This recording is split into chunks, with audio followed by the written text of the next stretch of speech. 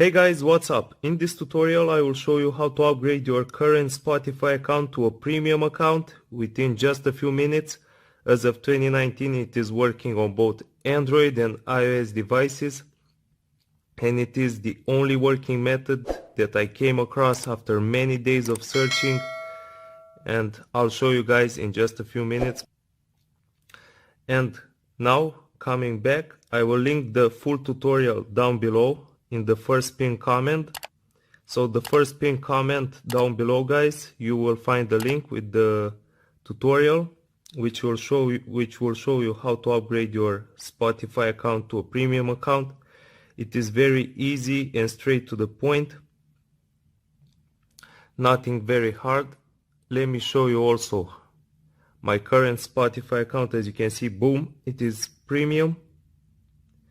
I now have all the benefits of a premium account after using this method. I can now listen to offline music without needing a connection. I have unlimited shuffles, can listen to how many songs I want at any given time, and no more annoying ads. So yeah guys, Spotify Premium is absolutely amazing and you are missing out if you haven't already got it. So you have to check out the tutorial below.